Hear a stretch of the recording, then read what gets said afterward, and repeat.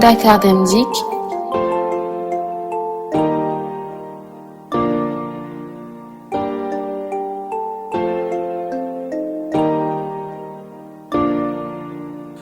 yombal na dem ak dikk bi ci réew mi waaw waaw Dakar Dem Dikk un service de qualité en toute sécurité askan bi la yitte Dakar Dem Dikk Dakar Dem Dikk Sénégal Dem Dikk AIBD Dem Dikk Afrique Dem Dikk moo melu askan wi la Dakar Dem Dikk fa yallu yomb dox sa soxla ci karange na ko bëgge ay ca yox la ñu dee Dakar Dem Dikk yombal na dem ak dikk bi ci réew mi waaw waaw Dakar Dem Dikk un service de qualité en toute sécurité askan bi la yitte Dakar Dem Dikk nan la ak naka la est le guide du voyageur Dem Dikk permettant à tout un chacun de voyager en toute quiétude à bord de nos bus dans toutes les villes du Sénégal et de la sous-région dorénavant. Il permettra à ses usagers de mieux connaître la société et répondra à toutes questions que vous vous poserez sur notre service de transport. Dakar Dem Dikk, un patrimoine national. laaj ma Dakar Dem Dikk.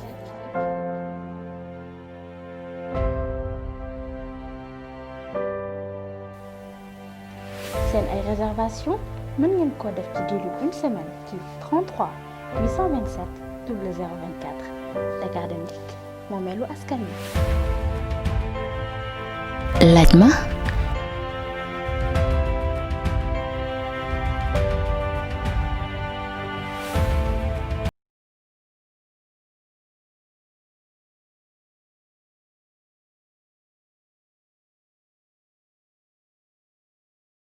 sa procès ak Barthélémy Diaz pas procès mais fan nga toll parce que déggoon nañ la ci ay temps ngay menacé Barthélémy Diaz ni bu arrêté wulee di nga ko yóbbu ci yoon fan yële passé ñu dégg ni da nga ko jox sommation jot na ko wala jotu ko. xam naa ne tey moom seen salle bi tàng na lool mais bon on fait avec yàgg naa fi ñëw. j'espère que du question yi. non mais balaa ñuy commencer émission bi c'était comme ça mais bon ça peut arriver. allez-y. voilà donc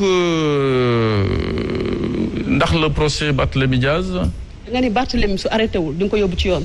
ce que j'ai fait. tout à fait jot na ko wala jotu ko parce que amoon na ay temps aussi ñu dégg la nga ne dafay wër-wërloo nangul wax adresse am exact fan la dëkk. c'est vrai que j'ai entendu dans une première phase que jotu ko mais ku ko jotul ba pare di wax le contenu c'est bizarre. jot na ci. jotoo dara pare mais mën nga lire le contenu xam nga li si nekk. d'ailleurs depuis bés boobu ba léegi déggatoo ko sonal dëkk bi di saaga nit ñi man du ma saaga parce que am na benn kilifa bu ma woo ne ma bu ma déggoon ngay saaga dana ma bett effectivement mais venant de lui bettul Sénégalais yëpp. je pense que mën nañu bañ a bëggante mais war nañu respectante au Sénégal c'est ça un pays civilisé mais waxtaan nii nga am sa droit d'expression de t'exprimer kenn terewu la ko nga ñëw toog ndey diime defe naa yéen a ko recevoir jour boobu mu nekk fii di wax ba di saaga di ma traiter de voleur de sàcc escroc je lui dis tout simplement man la ma gëm comme li ma leen ko wax rek en droit dem fu mbax ne nekkee benn d'ailleurs devant vous il a dit fekkee man ñeme naa ko porter plainte bi kenn confectionné ko à Sandaga ba mu ma ko joxee ba mu lire ko déggatoo ko depuis le 11 juillet ba léegi muy wax ci presse bi na dem wuy ji d'ailleurs il y a une première audience qui s'est tenue convenu que le 11 août bi passé ki nga xam ni am nga fit tu es un téméraire di saaga ñëpp on sait au Sénégal di naan Moussa Diop bu ki am nga fit def ma plainte donc il y a commande plainte bi ñu servir la plainte bi sur ta demande ngay daan pare wu ma. est-ce que ci saaga yi la ñu war a taxaw wala ci fond bi nga xam ne ay accusation terrain yoo xamante ne daf ko jiiñ Dakar Dem Dikk. vous savez il y a trois choses parce que il y a trois choses. injure bi c'est une chose. diffamation bi c'est autre chose. parce que nit booy wax dina fekk ne la wóor li ngay wax. faire le buzz. di show. man nekk ma ci show. tout le monde le Sénégal le sait. du ma tooñ mais j'aime pas quelqu'un me marche dessus. sama droit la et je l'applique partout. dañu ñi di foog na sax du ma nitu masla. ñu ñëw ci bu ñëwee ci fond bi ndax sommation bi lan moo ko indi wax nga sànq ne kàddu yi nga xam ne yëkkati na ko mais bu ñu demee ci accusation yi nga xam ne def la ko teg est-ce que bokk na ci plainte bi tax nga daal di. bon xam ngeen ne en résumé en résumé très rapidement première étape bi dafa nekkoon ci géej gi fële littoral bi di wax ba tarxiis ñëw dugg bi Dakar Dem Dikk di naan y a pas eu vente et aucun prix n'a été versé. Quel notaire? Il n'y a pas eu d'acte notarié. Les prix débattus encore, ma tontu ko génne ay preuves parce que man du ma tontu uniquement pour tontu, jamais des preuves. ñu ne amul ay acte notarié ñu génne acte notarié yii yëpp ça s'appelle office notarial, c'est des gens qui ont prêté serment. mu reculer tontu ma si dafa reculer dafa raw mu ne 500 millions la léegi ku waxoon ni y a pas eu de vente mu ne léegi 500 millions la ñu génne preuve par des actes notariés que le prix qui est dans les trucs c'est 1 milliard mu dawati mu ni maintenant dans les états financiers on ne voit pas les traces de cette cession ma génne état financier. moom aussi génne na ay état financier. ce ne sont pas des états financiers d'ailleurs. je profite de l'occasion léegi boobu ñuy commencé dama la jox ay documents ne na nga ko liiral sa bopp moom boobu mu ñëwee fii yéen liir ngeen ko fii la taxaw fële dina naan regarde les états financiers Dem Dikk 2017 amul les traces 2018 amul 2019 amul teg fii continuer moi je vous donne les états financiers nga lire ko sa bopp j'ai mis un post-it dessus vous verrez si les preuves de cession ne sont pas devant c'est pourquoi dafa war a ñëw teg documents yooyu mu brandiroon il n'a pas produit des documents il a brandi des documents sans les montrer bu ñëwee devant des juges dana xam lépp dëgg la monsieur Diaz les documents que vous nous montrez ne s'appellent pas état financier c'est des rapports d'exécution du budget et dans les rapports d'exécution du budget amul cession loolu la yore woon di tëb di dal parce que nit ku jàngul doo tari. léegi fan kañ la war a wuy ji. fan la war a mujj. kañ la war a wuy ji. demain. suba. je profite de l'occasion monsieur Diaz comme que amoon nga fit pressé commander un plat qu'on appelle une citation une affaire judiciaire ñu servir la ko bul naan pare woo. mu ñëw wuyu si. man maa waroon wax ni pare wu moom mais keroog audience 11 je suis parti ñëwul muy demander renvoi yéexal jël dong la parce que man lépp lu ma metti si justice laay dem j'ai confiance à la justice pour ñu régler problème bi renvoyer waat nañ ko sur sa demande mais pour une courte durée c'est-à-dire pour demain 25 août j'ose espérer que demain il ne va pas encore faire faux bon. D'accord. Au magistrat qui l'avait traité de prostituée. Ce qui lui avait valu 6 mois de tôle. ñu des ci Dakar Dem Dikk ba léegi comme que ñu ngi ci dugg nañ ci alors li jaaxal ñëpp maître mooy est-ce que tolluwaay Dakar Dem Dikk fan la toll ci wàllu liggéey est-ce que yorin wi moo xala tey xel wala c'est la personne de Moussa Diop moom mooy poser problème c'est quoi. ñaar yooyu yëpp am na il faut le reconnaître parce que tamit oto bu jiitu rek la ñuy klaxonné.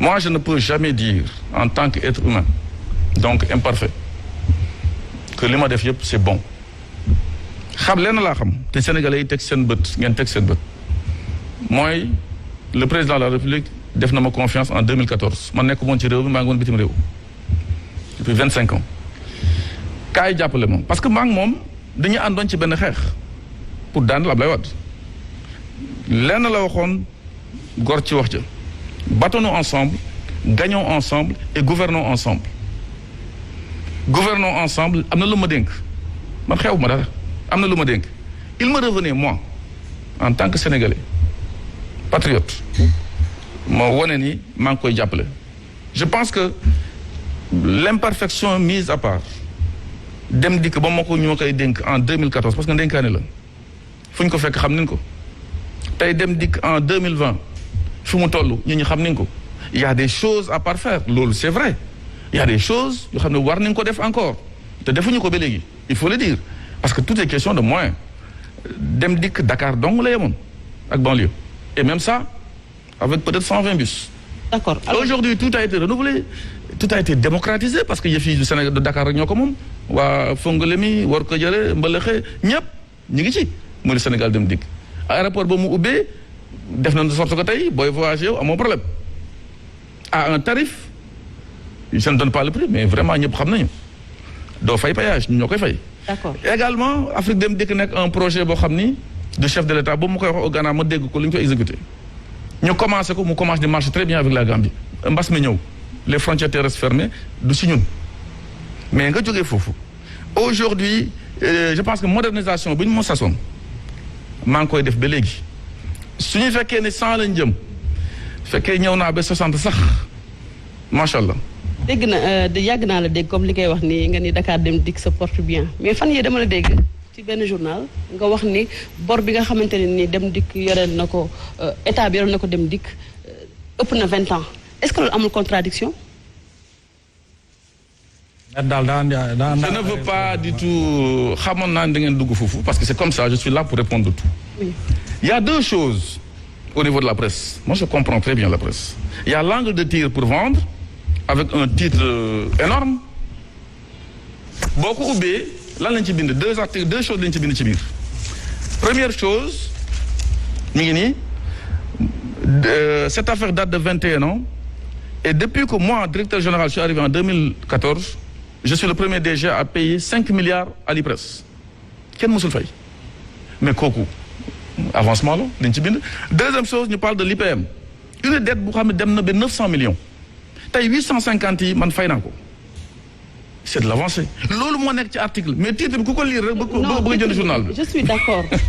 Merci d'être d'accord. def nga ay effort ci IPM bi mais encore une fois sur ma question pourquoi yëkkatiwoo sa kàddu boobu ba léegi si attirer attention parce que syndicalistes yi bëri na tey jii lu ñu lay reprocher ni yow yaa yàq Dem Dikk au contraire ak li ngay wax fii. Vous savez pourquoi vous pensez que les syndicalistes ont toujours raison?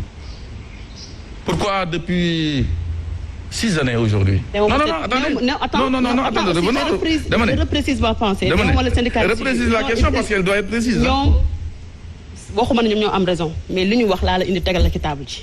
ma ne je dis pourquoi depuis 6 années que je suis avec eux presque les mêmes il y a eu 0 grève. Il faut que ñu waxante dëgg au Sénégal. Une accusation n'est pas une culpabilité. Chacun est libre wax la fii ku yenn saa yi boo fi téye nit sax yóbbu ko fu mbaxane nekkee benn ay baalu lay mujj dama ko déggoon rek wóoru la. Moi je suis un démocrate sinon j'aurais fait des dégâts à Dem Dikk parce que les gens sont toujours sur la toile. maanaam kon yow da nga bëgg a wax dañu lay dëkk ci di la tooñ loolu nga bëgg a wax. Non man gis nga damay baale di jéggale il m'est arrivé ma licencié Edith baal leen réintégré leen le dernier cas dama ko réintégré te dem na ba ci kaw dossier bi. Vous savez nit day jum am na ñoo xam ni dañuy dugg ci loo xam ni vraiment ce n'est même pas le droit de travail vous les voyez sur le Facebook di saaga ay ndey avec des comptes masqués nga dem cybercriminalité quelquefois on ne peut pas enlever le compte ñoom xam nañ ñu may waxal te ba ma fiy génn leen gis ñu posté benn affaire ne ma c'est pour vous dire que Dakar Dem Dikk évolution am na fa pour revenir vraiment à l'essentiel de ce que nous sommes en train de débattre l'intérêt de la maison. Alors bor yi bare woon nañu wàññee nañ ko vous savez Dakar Dem Dikk benn convention de concession le signé avec État c'est une société anonyme ñu yónnee ko ne ko jaayal li nga xam ne ñaar dërëm lay jar jaayee ko ñaar dërëm jaayee ko dërëm bu des bi ñun État ñoo la imposer 1 franc beneen franc bi ñun ñoo la koy rembourser je pèse mes mots ce qu'on appelle la compensation parce que bu ñu bàyyi woon rek comme ñeneen ñu dañu def le juste prix mais liñ lay delloo na ñëw à temps na ñëw de façon complète et surtout boo ko deful dañuy ñu obligé ñun dem lebi banque y a des frais financiers c'est la compensation man espoir am na parce que depuis le 12 février 2018 benn accord signé nañ ko signé par 2 ministres des finances parce que kopparu réew mi tamit c'est le ministre des finances qui les a l'ancien ministre des finances et le nouveau ñu ni pour Dakar Dem Dikk bu ñu ko amalee 1 franc ni nga ko delloo 1 franc yi ce qui n'est pas encore le cas et ça crée des problèmes waxuma nag mbas mi boobu mu ñëwee nag suñu yaram tàng na lool. alors bu ñu ñëwee ci mbas mi gis nañu li nga xam ne mooy ay mesures ñu jël ko am ay mesures d'assouplissement gisaat mesures yi nga xam ne moom moo mujjee am ak ki nga xam ne moom mooy le ministre de l'Intérieur Aly Ngouille Ndiaye ban lecture nga am ci loolu. mesures yi ñu fi jot a jëlagum léegi ak mbas mi fi nga xam ne fi la toll. oui parce que ñëpp xam nañ ne Dakar Dem Dikk vraiment joué na son rôle pour accompagner l'État surtout dans un élan de solidarité nationale parce que mbas mi dégâts yi mu def ci monde bi bari na. mais ba mu yegsee fii Dakar Dem Dikk dafa naan ba mu ñu naan le moom ay affaire thermoflash ñu ñoo njëkk jënd pour éviter en tant que vecteur potentiel di yóbbu maladie bi virus bi di filtrer def nañ ko. état bi jël na ay mesures yoo xam ne depuis mois de mars métti na lool dans la gestion 0 recette depuis mars ci li nga xam ni daf ñu doon indil xaalis ñu tëj interurbain bi pour des raisons de sécurité nationale sanitaire ñu ne frontière terrestre ñu tëj lépp Gambie Sénégal Afrique dem dëkk bi arrêté urbain bi ñu ni place assise yi nañu utiliser moitié bi mais ñun suñu bus yi bu defee 27 places ñun la utiliser le moitié te en temps de paix laa wax de temps normal dañ doon def ay perte parce que transport urbain mënul def bénéfice urbain laa wax waxuma la interurbain urbain mënul def bénéfice en temps normal yaa ngi perte ba ñu lay compenser en temps anormal ñu la utiliser 50% des places assises tu perds plus ñu jékki-jékki avancé ko noonu ba utiliser 100% des places assises 27 damay profiter de l'occasion pour wax état bi di nuyu sama ministre de tutelle au passage maître Oumar Youm évolution dafa am depuis le port obligatoire du masque ñaari nit mën nañ toog ci biir bus bi épaule contre épaule pourquoi pas les places debout mais le masque comme ni ko président de la République waxee correctement porté tey y a plus de places debout dans nos bus que de places assises nous sommes en train de creuser le déficit te loolu di nga ko war a seetaat parce que c'est d'actualité. alors ci Covid bi gisoon nañu enseignants yi bi ñuy dem di rejoindre ci seen poste laataa ñuy dàq réouverture bi. gisoon nañ ci ay enseignants yu bëri yu ci attrapé woon Covid ñu juróon coow lii ni Dakar Dem Dikk ni mu organisé woon transport boobu noonu moo baaxul woon boobu ba léegi amoon occasion pour laaj la ci question boobu. bon je pense que loolu jot naa ci wax ba Sénégalais yëpp gis nañ ni ñun organisé wuñu dara. c'est le ministère de l'éducation nationale mooy organisé ne tey tant d'enseignants ñooy dem convoqué leen telle heure yooyu loolu on le sait ñun dañoo ñëw ñu xam ne temps mooy dem ñu teg temps de bus du dëgg mais boobu ñun gis nga damay profiter de l'occasion pour féliciter tout le personnel de Dakar Dem Dikk boobu ñu ko réussi on a amené 16 103 enseignants en 4 jours même pas en 4 jours. ba taxit résultat. non attendez parce que tamit c'est une catastrophe chez nous. On l'a fait. Alors, bon, nous avons fait également, dans certains journaux de la place, on a vu que nous bon, il y a un enseignant, tout le monde était masqué, sinon vous les aurez filmés. Mais bon, nous avons avancé, les gens ont enlevé leur masque. Et puis, nous sommes derrière les magum djam, et puis, dans des conditions difficiles, tout le monde le sait. Ils ont des vélos. gis nañu ay frigo gis nañu ay congélateur ñun du ñu nekk ñu ay transporteur de marchandises mais yooyu yëpp. on a lu tax ngeen accepté yóbbu enseignants yi ci conditions yooyu. vous savez nous suñu mission mooy yóbbu leen mais on a fait notre mieux rien de parfait n'existe sur terre mais dama ne mission boobu boo ko joxoon les informels du privé ñoom sax ñoom woo wax ma ko ne ñii boo ñu ko joxoon mënuñu ko et vous savez qu'ils ne peuvent pas le faire.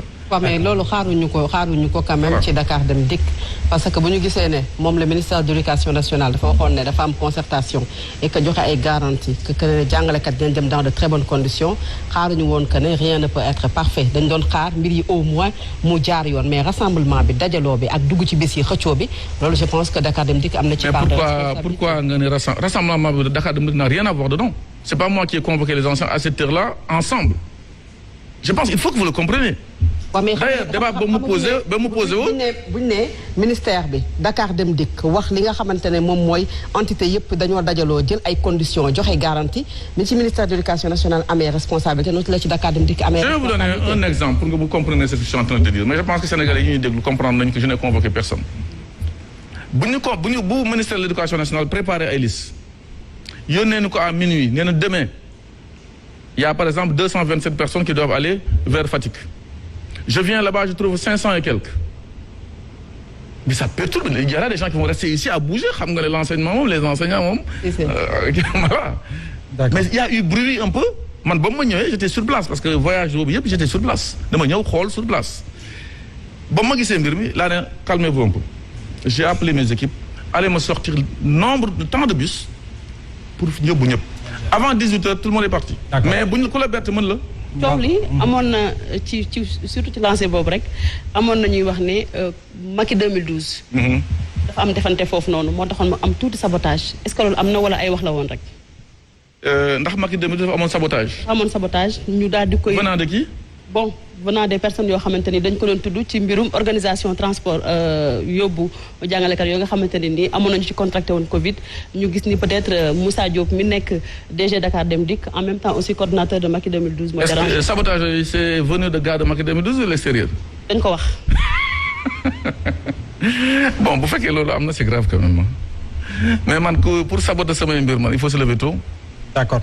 mbokk yi toj ak taal bus Dakar Dem Dikk yii jot na mu dàkk ndax lu ñëpp bokk sàmm ko day gën si ñun ñëpp.